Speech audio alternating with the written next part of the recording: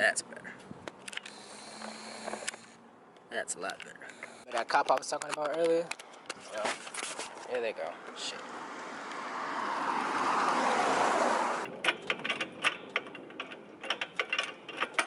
Last bolt.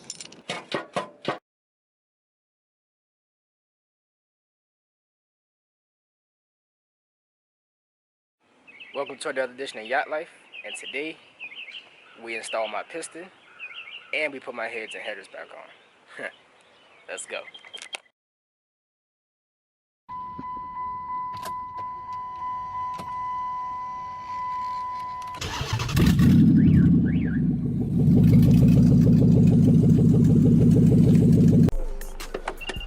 Alright, so for those of you that don't know, my car is back in pieces yet again because I dropped an exhaust valve.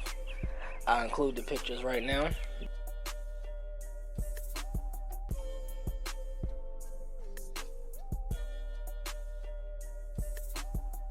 And well, yeah, I don't know how that happened. I have no explanation, nor does the machine shop. So they're fixing it, they're grinding down the surface of the head, and then they are going to give me the heads back.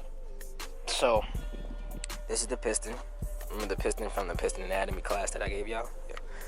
This is the piston right here, as you can see. Put it in the sun. There you go. It's got the bearings in it and stuff. Everything is there. It's the right side. So what I'm gonna do is I'm gonna get this piston ring compressor. I'm waiting for my buddy to get here. He's got a jack.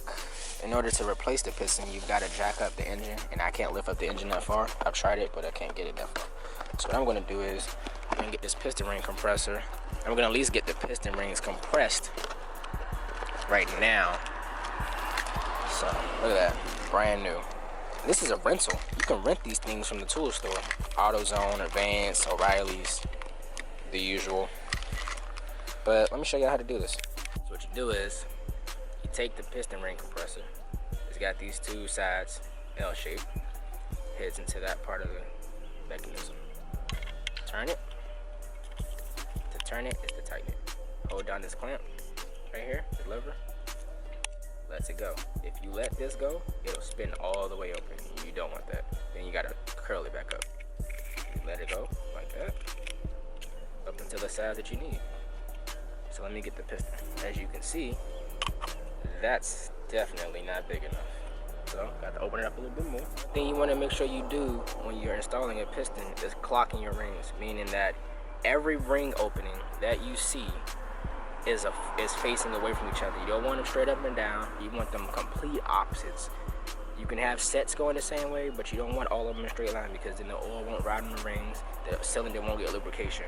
So what you do is you put the first one, and you also have to watch out for that little notch there. You base the first one off of that. Turn that one there. You find the next one. Make sure that one is a whole. I like to do 180. Some people like to do another number. I like to do 180 to make sure that it doesn't affect it at all.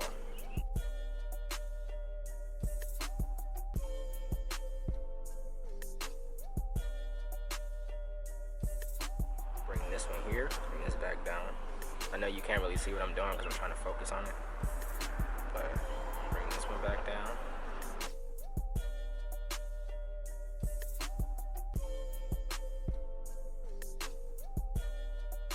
The piston rings, they will seem to be way too big for the piston itself, and that's because they have to be compressed in order to put into the cylinder. Once they get into the cylinder, they decompress, they push up against the cylinder walls, and boom, you've got your seal. So that's how that works. Alright.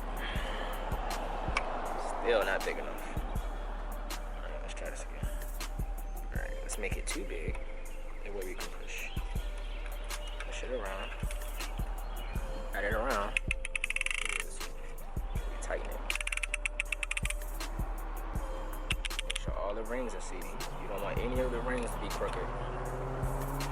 So if you feel like this piston ring compressor is starting to get crooked, let it go. Start over. Boom. Compressed. Look at that. Nice and compressed. Hold on. nice and compressed. Look at that. Nice, pretty, flush, flat, compressed. That's ready to be slid into a cylinder. Now, let's say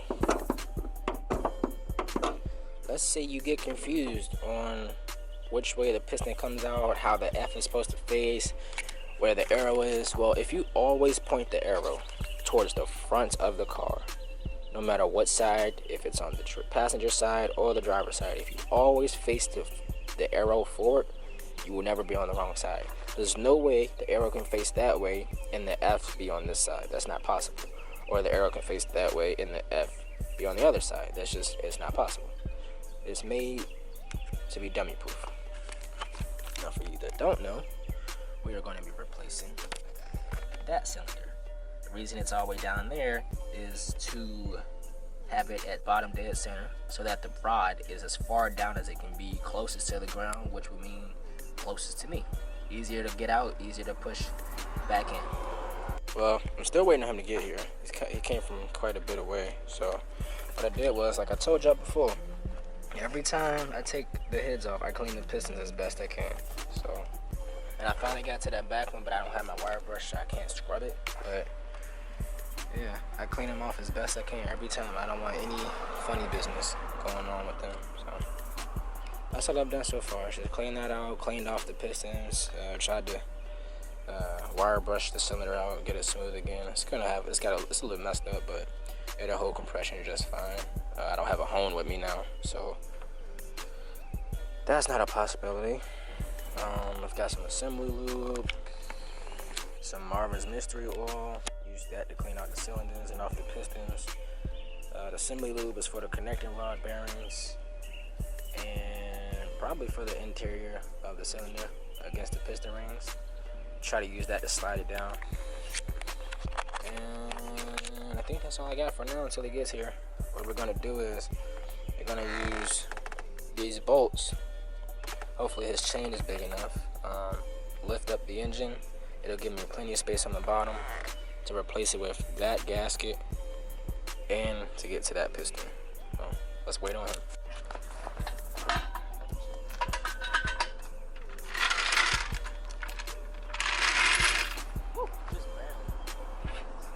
I was gonna bring my book, though. I wasn't sure. Yeah, that would have.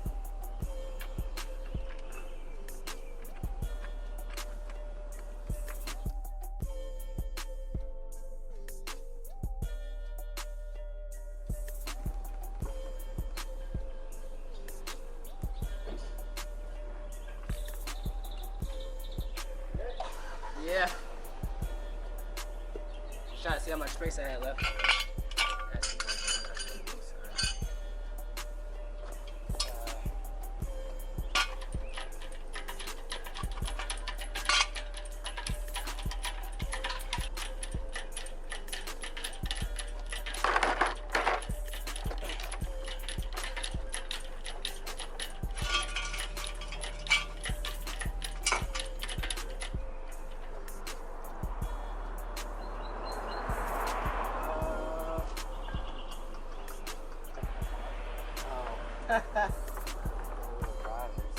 Go ahead, jack it up some more. Yeah, I'm gonna do that. I had it up higher than this one the other day. I mean, this one.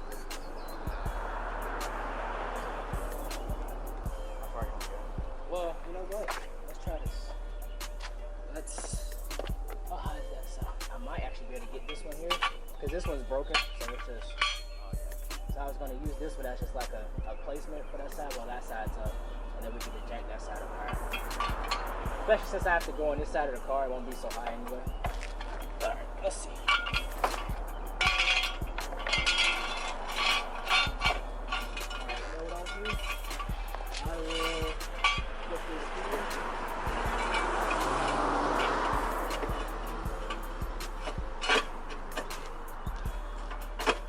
I'll put that there. We can let the car down. Let it sit on the jacks and then move the jacks to this side and back this side just to get it to seat. Yeah. Go ahead. Boom, perfect. Go right in, let it down. Right in the seat. Yep. Bring it to this side. brand new. They were literally in the car 2 days. Yeah, 2 days before it blew up again. What happened? Yeah, the exhaust valve. Yeah, the exhaust valve dropped on it. And that don't really happen often, very much often. Never heard that happen.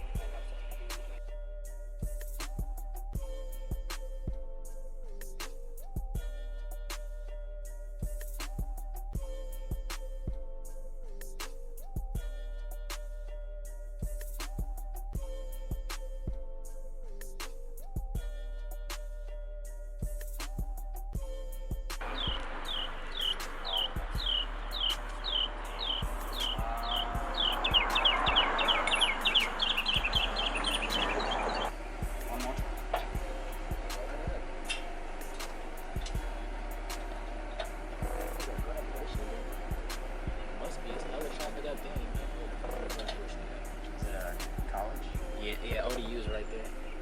Like diagonal. This right here is for like housing for students and shit like that. But people who live here that don't go to school because it's still a regular place to live. But it's a majority college student because it's so close. Yeah. Damn it. I'm not even going to touch it. I'll fix that when I finish it. It's taking the left side out. There it goes. Just broke free on the right. Yeah, you can see it. Oh, keep going? Yep. Yep, there you go. Keep going. Yep, keep on going. Yeah, because the engine's, I mean, it's still connected to the transmission, so. Yeah. Do you have it bolted to the transmission? Yeah, it's still completely bolted. Okay. So we're gonna run out of room eventually. We shouldn't really need much more, Right. honestly. Okay, well as y'all can see, we got the pan off. We can't really get the gasket out. So what I'm gonna do is, I'm gonna say forget the gasket.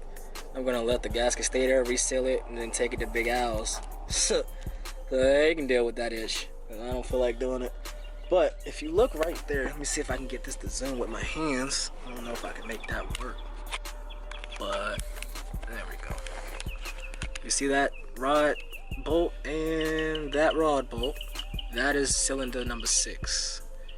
What you need to do is rotate it so that it's at bottom dead center, as I said before. And get to the cap bolts. Rod cap bolts, the bearing comes out. Then once that happens, you get up under the car and you push it through the top with something that's long, maybe like a hammer or a breaker bar, really long extension, something that's really long that can push from here all the way out to the top of the engine.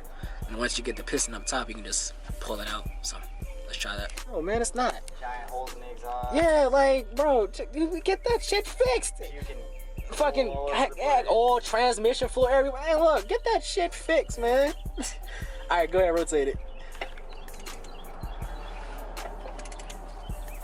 All right, it's coming down. All right, about. Keep going, keep going. Come on, right about there. That should work.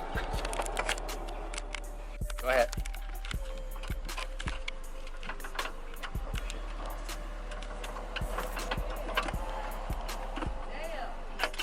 Go ahead, keep going. Can you get it? No. No? Almost there. There you go. To get the rod out. Yeah, there you go. You actually use the rod as leverage.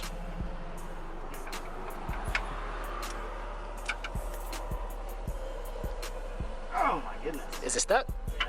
Yeah. Yeah. See if you can tap it with the, like, make the rod, make the there you go, yeah. Just like that. There you go. There you go. Yep. Yep. Pop it right on out. It's gonna get a little tight at the bottom.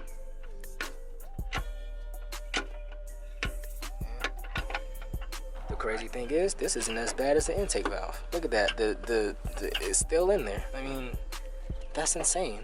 The piston rings are still fully seated. Like, legitimately, they're stuck. They've been sealed in there. Did it crack the ring lines?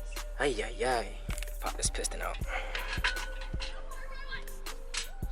There's the front indication right there. Like I said, the F will be on the front. There's no way that that arrow can point a different way without the front indication being in the right location.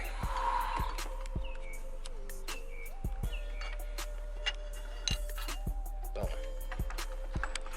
There it is. All right, let me show you the difference between an exhaust seat and an intake seat.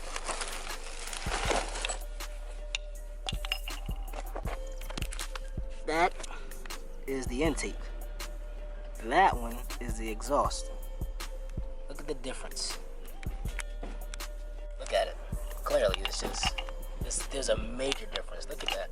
That's ridiculous. I mean, the rings are just seated in here from the exhaust, but the intake, it just completely shattered it. I mean, this is done. I mean, they're both done, but look at that. Look at it.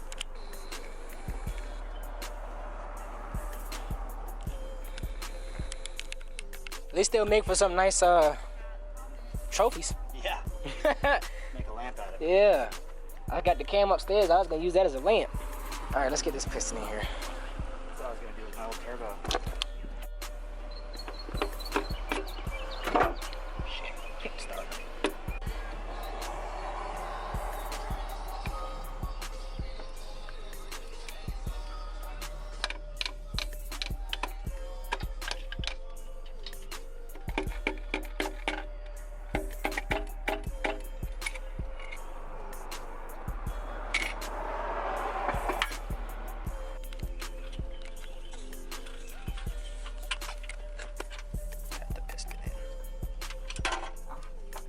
Drop in the pan. Alright people, well, we got the piston in. We couldn't get the oil pan gasket changed out, but we got the piston in. We got the connector rod on. We got the cap on, the bearings. We got the torque down. Got the bolts back here for the transmission and oil pan. Everything's good to go. I changed out the clamp on the power steering pump like I was talking about. Changed that out. So now I'm about to hit up the guy at the shop, see if he's done with my heads, and we're gonna see what he's talking about. Just like that, this episode of Yacht Life is over. Howdy.